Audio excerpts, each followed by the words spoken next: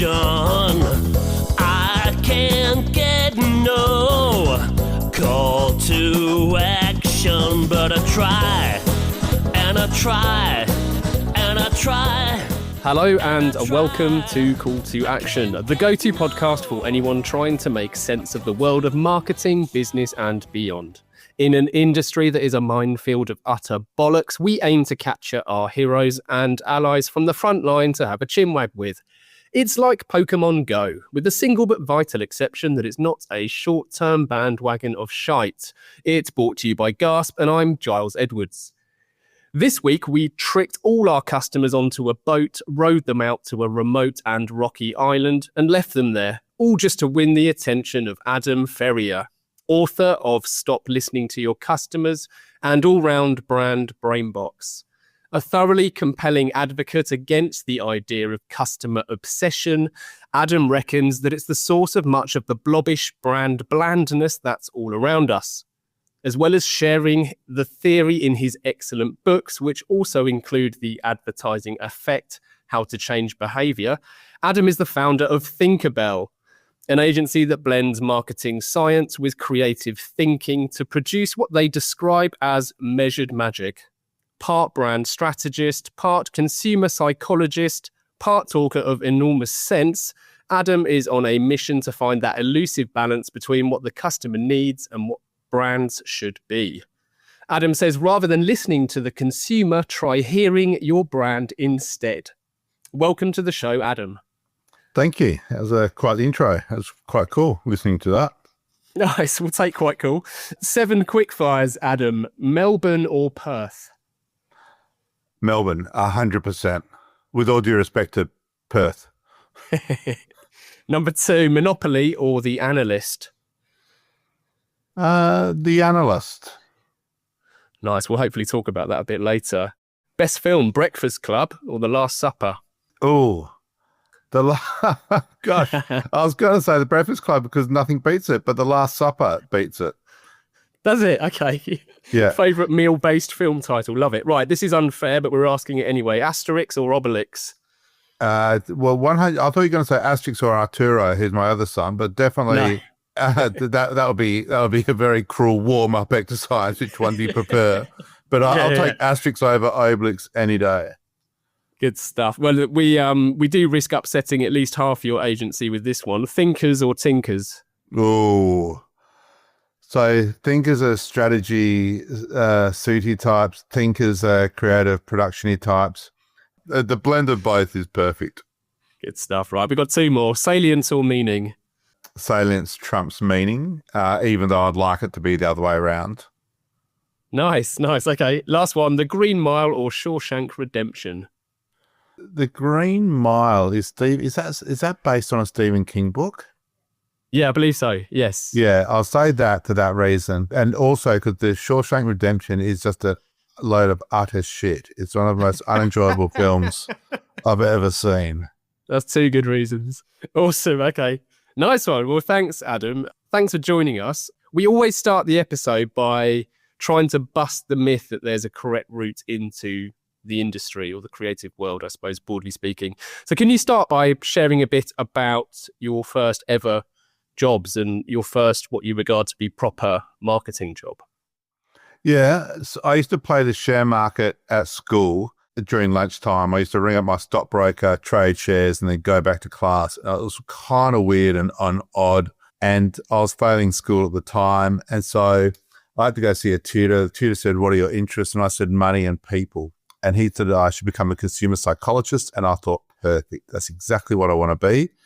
And it's one of those only times where I've ever heard a counselor, a careers counselor, actually get it right.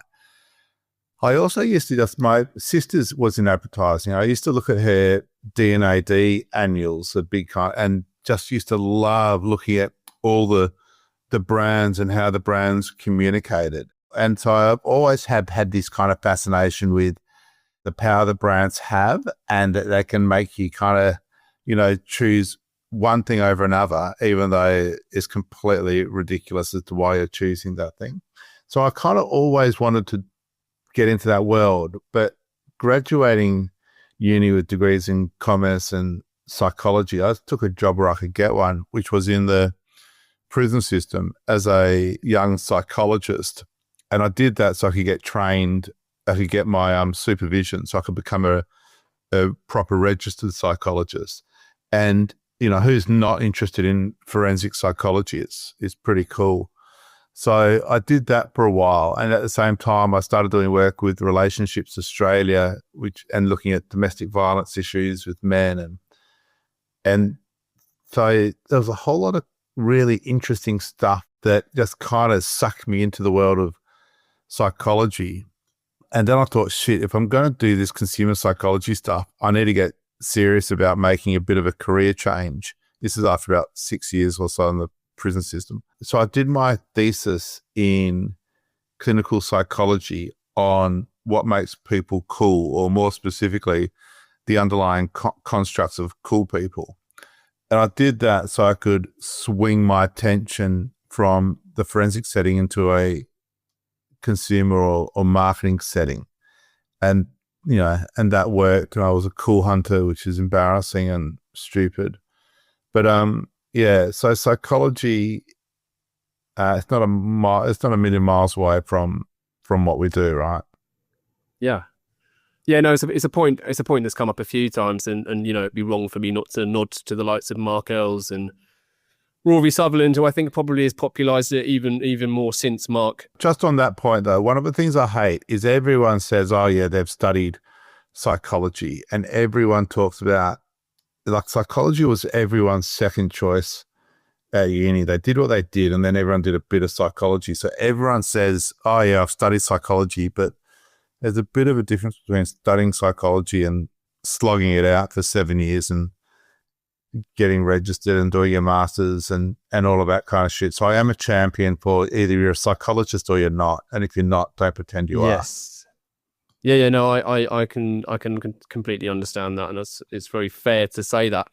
I think the point being that the idea that marketers and advertising folks shouldn't be interested in human behaviour is just a little bit batshit crazy. I think even as a kind of light touch of behavioural science and being aware of stuff like Richard Shotton's Choice Factory and the work in that is interesting. And it just seems to me that, and in fact, I remember talking to Richard Shotton and saying even things like terms like, say, the pratfall effects is the first that come to mind.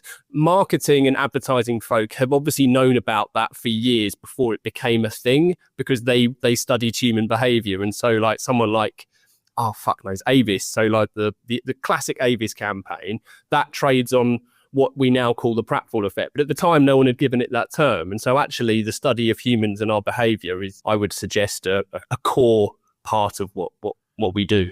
Yeah, 100%. So we kind of say that all briefs are behavior change briefs, and all business problems are behavior change problems. So whether it's internal, getting your, or it's with the customer, even if back to your earlier question around, salience or just long-term impact, there's still behavior change. It's just the only delta that's different is time. So you're looking at future demand, not current demand. They're all behavior change problems. Framing it that way, I think, is useful, because then you focus on what you're trying to impact or the effect you're trying to have. You're not framing it in terms of, I've got to make a beautiful ad, or I've got to buy this media, or I've got to change my packaging. Keeping focused on what the end result is of what you want to happen is useful to cut through a lot of that bullshit. Yeah, totally. Adam, can I ask, how old were you roughly when you were looking through the D&AD annuals and enjoying what you saw? I was 15. Okay. I was 14, 15. So, and is there a reason why you didn't try and pursue it at that stage of life? I probably didn't think I was good enough, which is kind of like, my sister was always the smart one, and she was very, very, very, very scholastically smart, and I was all over the shop at school. It was not my finest hour. Somebody once said to me, "Mate, you're completely aimless," And I thought back to that guy who said I should become a consumer psychologist. And I thought, right, I'm just going to double down and try to do that. Is it too much of a stretch to say maybe she was a thinker and you were a tinker? She was a thing. Yeah, bro, that's probably right. It's really interesting. Like I do remember just being completely inspired, thinking I really want to do that one day. And I've never really kind of mentioned it, but I also just think I've never been able to do that. I can think that that's her domain. Fuck knows what I'm going to do. I was just lying down on the couch with my son just before I came in here. And he said to me, Dad, do you ever feel like you wish you had achieved more? And I just said to him, mate, I cannot believe what I've achieved. I so overegged what I thought was going to happen in terms of my life. I can't believe what I've achieved. I'm incredibly grateful. And I think it's because I started off on a really low base where I just couldn't fucking put two sentences together, let alone think about getting a job and a career that I love. Yeah. What a poignant question. A terrifying question as well, actually. The more I think about it, the more inadequate I feel. We're going to talk specifically about the perils, we're calling it, of listening to the customer. But before we do, how was that transition when you went from your time in a maximum security prisons and the 6 years you spent there to Adland? The transition was pretty smooth because I did it through my thesis. So I thought, what's the most commercialized aspect I can do of a thesis? And I did it on Cool. And that got me a job at a marketing consultancy called Added Value. The issue I had was I loved working in the prison system as well. When I was working in the marketing consultancy, I used to on the weekend go into the prisons and do court reports and in private practice. And so I was working 7 days a week, trying to blend these two careers for a few years. And then I was doing work still with Relationships Australia. And so I was trying to have pretty much two full-time careers at the same time. And I had to let one go. And I still would love to go back to the forensic setting. But once you do something like work in a prison or you've got an interesting story to say, then it's pretty easy to take that into an environment like advertising or marketing, because what we do is quite subjective. It suddenly makes you quite interesting. So I didn't have any issue transitioning, if you will, from forensic psychology to marketing or to consumer psychology. I was kind of welcomed with open arms. Yeah. Cool. Nice. And did you find that your background gave you an advantage over people you worked with, or did you find that people were quite interested in human behavior? Like, because I come from it from a slightly, I mean, we're not dissimilar vintages, but I think you had a head start on me, is fair to say. And I was surprised when I started my career, for want of a better word, what a lack of research and kind of diagnosis and understanding of people there was. Now that could just be a use case of one, and my route didn't take me via shops that had people who were more of your ilk. Well, I found it interesting because I was the psychologist. And so I had this kind of, the reason why I like being called a psychologist is that psychology has got a really good brand. Like, as soon as you're a psychologist, people think you've got magical powers or whatever, and these amazing powers of insight. And so at one end, I was seen as an absolute expert, but at the other end, I was seen as really, really green and junior. And so it was kind of this kind of weird blend of being the expert in some bits of what I did, but completely naive in other bits. What I found really interesting was people used to say to me when I was in marketing, psychology is just like marketing. Marketing is just like psychology, isn't it? And I'd say, I always used to say, nah, this is all like qualitative research and marketing. It's all just complete bullshit. It's all just completely made up. There's no science to it. There's no evidence to what we do. In qual groups are just all over the place. It's got nothing to do with the rigor of the scientist practitioner model and being a CBT trained psychologist. And it wasn't until about 10 years later that behavioral economics made its way into marketing. And I can remember thinking at that time, thank fuck. This is like psychology. This is the scientist practitioner model applied in a business setting or in a marketing setting that wasn't previously there. And so before behavioral economics came, it was this kind of complete dearth of the Ehrenberg Bass Institute hadn't quite made the inroads it has today, and so on. So it did feel like it was all bullshit. And behavioral economics and, people like Rory, who championed it, has given marketing a whole new language and a way of, and systems and processes to do evidence-based marketing, which wasn't there when I started. Time, weather, and... We interrupt this podcast to announce that we will never interrupt this podcast with ads. Ads that awkwardly nudge you to contact the pod's host, Giles Edwards. Only last week, some pod listening companies did just that, calling for guidance on proper marketing. But we're not asking you to do that. Nope. Anyway, back to the show. Marketing is incredibly confused with sales. I think you're the one who's more confused, Gary V. Sunshine. Here we go. There is really a tension, isn't there, which I'm not sure we'll ever be rid of marketing, advertising being formulaic, as if you can study it as a science and there's absolute rules that are always true.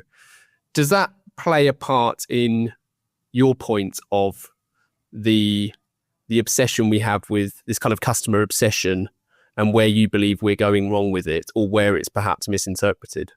I might pull those two things apart. So where the customer obsession thing came from, and the reason why it felt like bullshit, was I used to do a lot of public speaking, and whenever I still do, but whenever I get briefed on a brand, going in there and they try to brief me, they always say so they'll talk to me about their values, and I could almost hear it, and I'd say it as I said it, the customer, and I'd say, obsessed, you're fucking customer obsessed.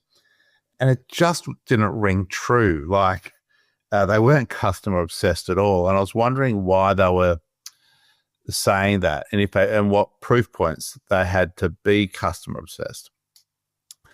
The other thing that really struck me was when I used to work in marketing, even if it was all made up and all bullshit, at least there was some discipline to it. So if you worked for a company like Unilever back in the day, they'll give you their brand key and they'll say, here's our brand positioning, and this is what our brand's all about. And at the same time as I was hearing all these people talk about how obsessed with the customer they were, you could start to see all these large organizations' understanding of what a brand is and the discipline behind brand strategy start to dissipate and fall away. It felt like the whole industry was on this seesaw. The more customer obsessed they became, the more they forgot about what their brand stood for and how to regulate and have governance and discipline around the brand and the brand strategy. And so my half-baked conclusion was that this customer obsession and really trying to understand the customer, and organizations kind of just having this market orientation 100% towards the customer, was beginning to be at the expense of having really good brand understanding. And therefore, if the customer need is at a category level, the customer need is not at a brand level. So customers do not need your brand, they need the category your brand exists in. So I'm thirsty, I need a drink. What drink do I buy? My car's just died, I need to buy a new car. What car do I buy? So if the category need comes first and your brand has to fit into it. So if you're completely customer obsessed, you meet the needs of the category. And if you don't understand your brand within that, then you are a fast track to homogenization, which seems to be what seems to happen. So I would say the more you understand the consumer, then the more risk there is that you'll become a homogenized mess and will only be able to be distinctive by colors and logos and not be differentiated because you're meeting the needs of a category just like everyone else. I don't put words in your mouth, but I'm taking that as it kind of pushes you towards treating your business as a someone that creates a commodity rather than a brand.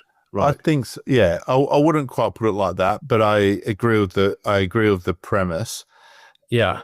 And I do remember reading things like, I forget who wrote about lighthouse brands initially, but that was back in the day. But Really strong brands should make it really easy for the consumer to understand what need you're fulfilling and what your brand stands for. And then you just pump that out into the world with clarity, and people will be drawn towards it, or they won't. But that to me is a much safer way to go, rather than saying, oh, that person wants this, that person wants this, that person wants this. How do we meet all of our different needs? It's just too easy to take your eye off the ball of what's important.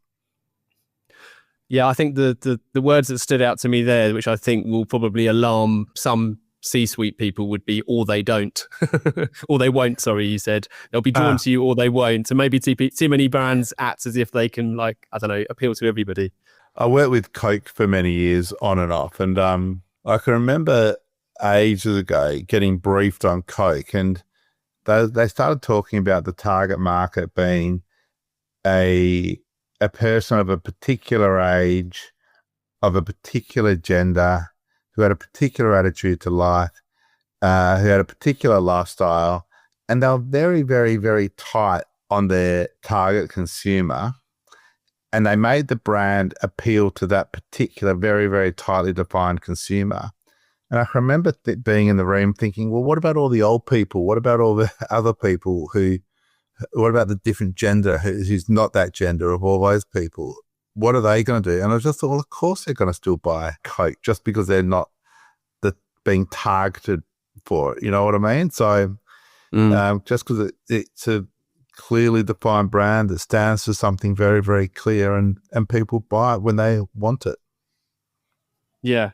Yeah, especially a brand like Coca-Cola. I mean, many people would describe it as one of the most democratic brands out there in terms of it appealing to everyone, and it's just one of those lovely. But there's a quote somewhere. I'm not going to try and recall it because I'll get it wrong. Andy Warhol. It could be. It was just along the lines of, the Coke that you and I can get is the same as the one the president can get, as in it's so democratic. There aren't different scales of. Yeah, that's an Andy Warhol quote. So the president and the bum on the street, I think were his words. That's it. Can still only buy the same cola. And I think his point was that capitalism is a socialist pursuit because it's a mass market game and therefore it's a leveler. I like that. I like thinking along those lines.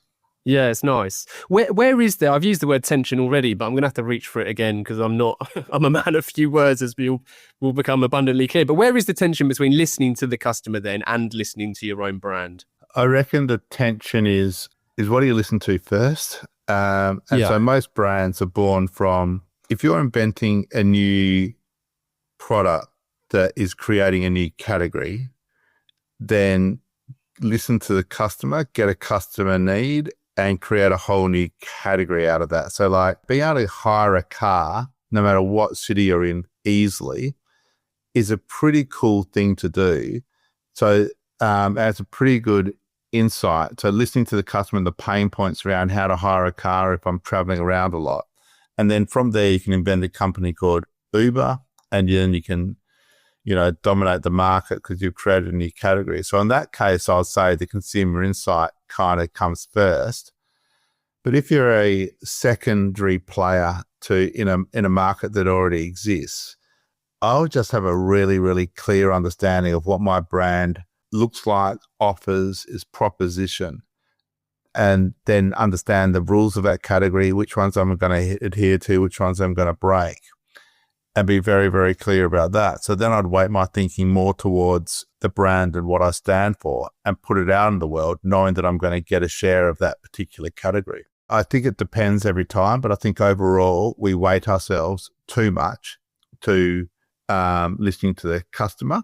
And I think a lot of that got driven by the tech innovation and human-centered design and customer journey mapping and all of that kind of stuff, which didn't initially have anything to do with brand building. It had to do with tech innovation and stuff like that. And then brand builders took the wrong end of the stick, if you like, and started trying to apply it to themselves willy-nilly.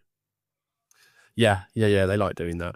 I think the car example is wonderful. And if you rewind that, as far as you can, there's that lovely quote of Henry Ford of if I asked the consumer what they wanted, they'd have said a faster horse or something along those lines. And so actually in that instance, the customer research, diagnosis, insight, whatever word you want to use, actually led to him developing a new category. That's right. I saw some research today for one of the ads we've done in Australia recently. We did an ad for a brand, and the research company researched and published the results as they were doing. And I said, but the consumers found it irritating, and the type of attention was irritating. And I found that irritating because if that thought had been given to us, we may have had, in the development of that piece of communications, we may have had to change it, because you don't want the consumer to be irritated by your brand. But I have no idea if the consumer being irritated means they paid more attention to that piece of communications, whether they remembered it more, whether it would have a positive impact on sales or a negative impact on sales. The word irritated, consumers found that irritating. You think, well, fuck, we better not do that then. And it could be completely the wrong thing to do. And that just happened today, a few hours ago. And so these kind of things of the consumer voice hacking away at strong brands happens all the time, where strong brands with weak brand management, people just listen to the various customers or the various cohorts or the various bits of research you're doing. And that's when it starts to chip brands away. And, that's where you get the advertising. Yeah, it's a really interesting one, and I'm going to try not to open a can of worms or historic worms, because this is a kind of debate that I've had on this pod and off it for years and years. And my take on that would be that if you had to choose between irritating and indifferent, you'd go for irritating simply because you're noticed and the consumer knows who you are. Although I accept that there's all sorts of flaws to that argument in the detail.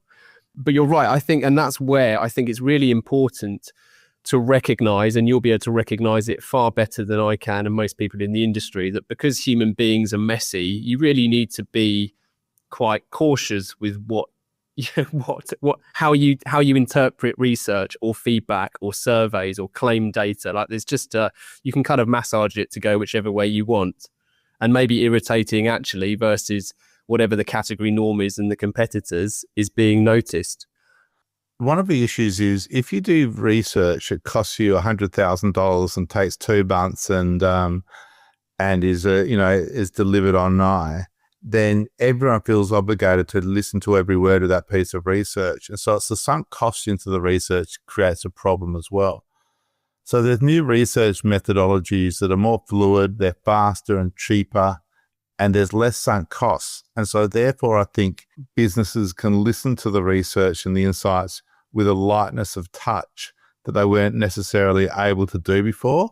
And so I do think the research industry is catching up and getting better in that regard. Yeah.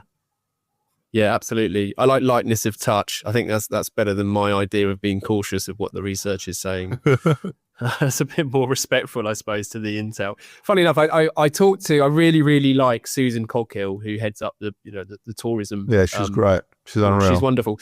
And when she talked about her Good Day campaign, we specifically tried to unpick a lot of the reaction from, people who weren't the target market. So, Aussies who live in Australia versus the success that the campaign ultimately had. And that was a really interesting point, because I think we probably visited something similar where the objective wasn't for local Australians to like the campaign. It simply had to work. And I think that's where subjectivity can kind of take people down wrong turns and so on and so forth.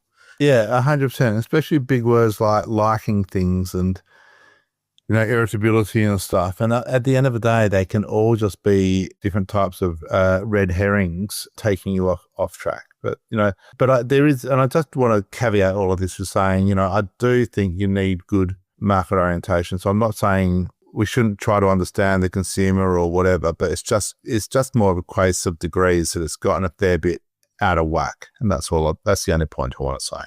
Yeah. No, I'm pleased you've qualified that. And I have heard you talk on this before, Adam, and I think you're very good at making that point. Like it's too easy, and, marketing, Twitter and LinkedIn will probably go to their graves arguing about so much kind of intricacies or absolutes that weren't ever intended. So yeah, it makes 100%. complete sense. I'm mindful that it's about 12 minutes past what the fuck in Sydney at the moment. So I'm going to go to listener questions now. That's good with you. I didn't mean to keep you so long. We've had a really good one from someone who's obviously a long-time listener, Debbie, because she refers to an episode that was about 4 years ago. On a previous episode, Richard Huntington talked on being interesting. Does that get lost in the incessant distinct versus different marketing debates, or is it part of both? What a good question. And many years ago, I read a book by Edward de Bono called How to Be More Interesting. A couple of the things it said was about don't ever be the first to change the topic in a conversation. That the more interesting person will stay with the topic. That's one of a few things I remember on this book. And I once asked Edward if he wrote a book on how to be more interesting, does that make him the most interesting person in the world? And his point of view was, no, it's just like a Formula One racing car engineer. He knew how to design the car, but he didn't know how to drive it. And so, okay, nice. I like that. Yeah, so that was his thing. I do think it matters whether something can be interesting, but still not be branded.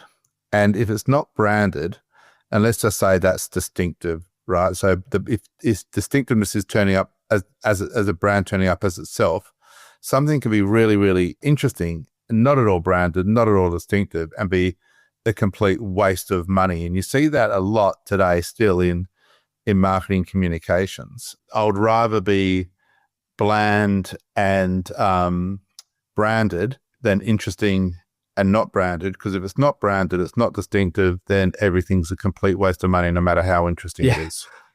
Yeah. Well said. Yeah. Absolutely. You can't attribute it. Katie's asked a simple one, presumably on the wonderful agency that is Thinkerbell. How do you measure magic? Is there a funnel? I don't know if that's tongue-in-cheek or not. So we have a B4 measurement model that's overly between us, a bit overly complicated. But we look at breadth, which is marketing inputs. We look at behavioral measures. We look at brand measures, and then we look at business measures.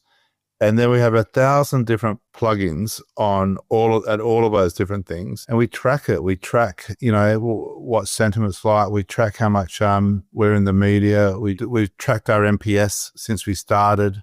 Started 11, is now around 50. We measure it all. So that's one point. So thank you for letting me say that. I've never been asked that before. The other point is we have an interesting model, which is a thinker-tinker model. So every client has a core thinker and a core tinker who run that piece of work, and then which is like a strategy suity type and a creative production type person. And those two are hand in glove, and that's the core relationship in the business. And then around those people, they all have a squad, and the squad is just made up of various other people who can help those two solve that client's problem or work with that client or whatever the project might be. But what I'd like to do is get more data around the effectiveness of the thinker-tinker model as opposed to the agency as a whole. And so that's kind of a project we're looking at the moment. Nice. Amazing. I'm trying not to draw parallels because I shouldn't and it would be wrong of me. But as an agency, we similarly are a team of just strategists and creatives. But then again, a lot of the work we do, everything is brand positioning and that brand articulation. So I'm listening with envy of that model. Yeah, it's so brutally simple.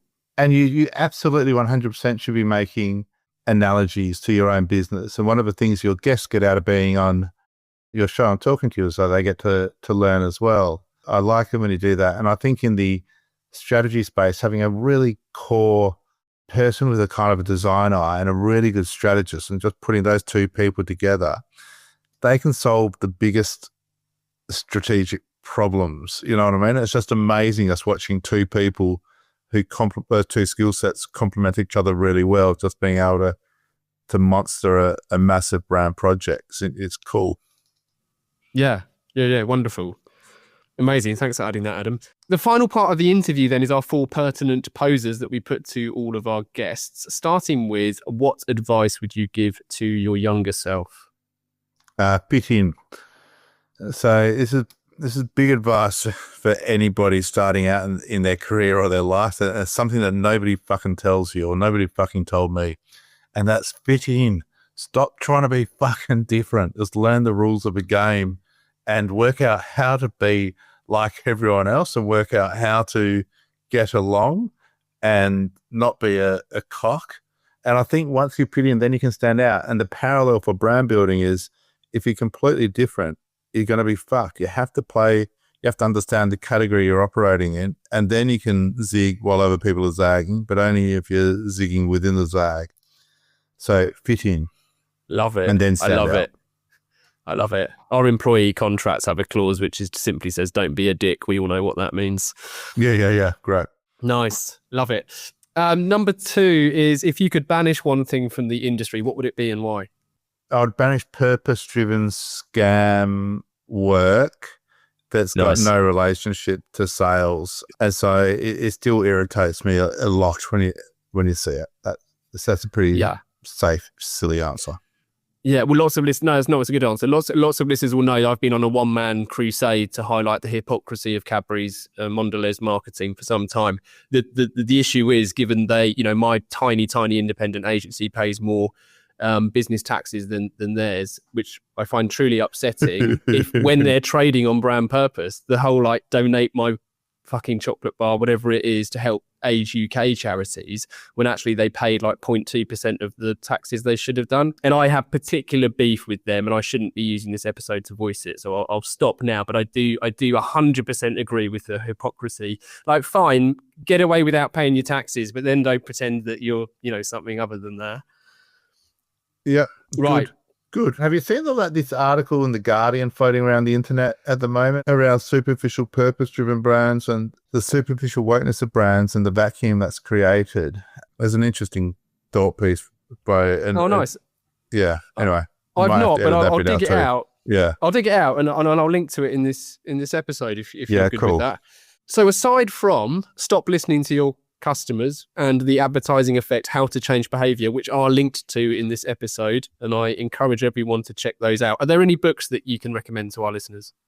Yeah, I think anything by a guy called Irvin Yalom and so Irvin Yalom's a psychiatrist, and his early books are Love's Execution or Other Tales of Psychotherapy, Existential Psychotherapy. He's amazing, but he's just written a book called Here and Now. I think it's called Tales from the Heart. Tales from the Here and Now, something like that. And he's now got Alzheimer's, and so he can only see patients for an hour, and he only sees them once, because after that he can't remember them. And so the whole book is just these various vignettes of the hour he has with these people, and what he tries to do to change their behavior in that hour or help them is he looks at the patterns that are occurring in that hour between the two of them. And he says, well, if this is happening in our therapeutic relationship right now, then this is probably how you're acting with everybody you interact with and you meet. So in that hour, he's trying to get the insight, feed it back to the person so they have the insight to be aware of their own behavior that they can then do something about. And it's fucking unreal. It's a really, really cool concept, and it's a really good book.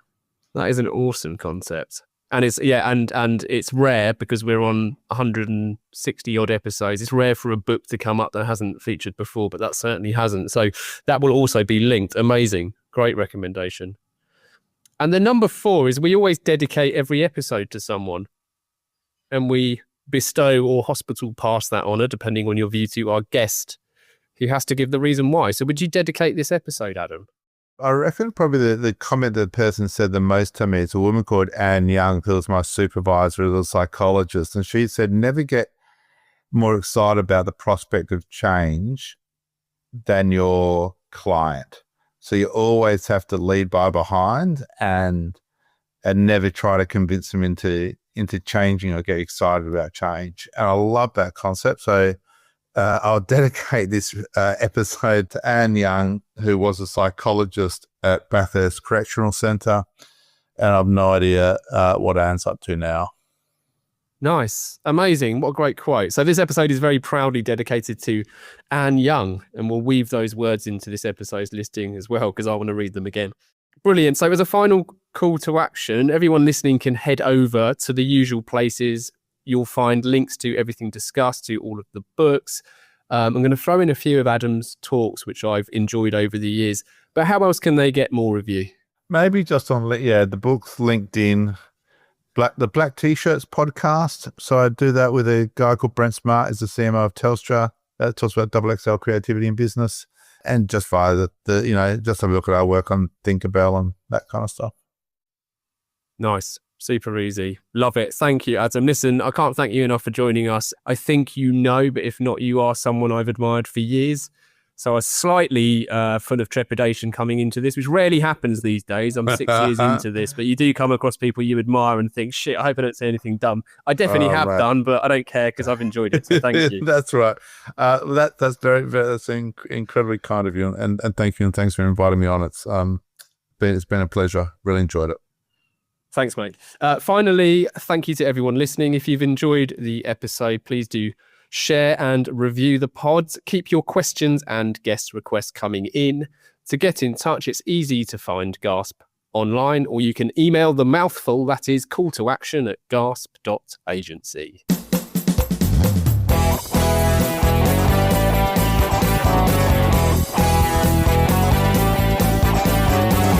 I can't get no call to action.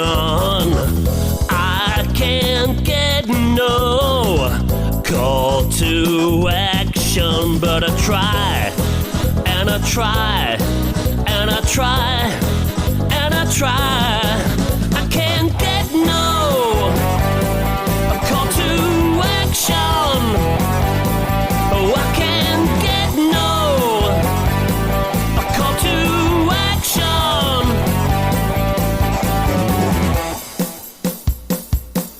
Yeah.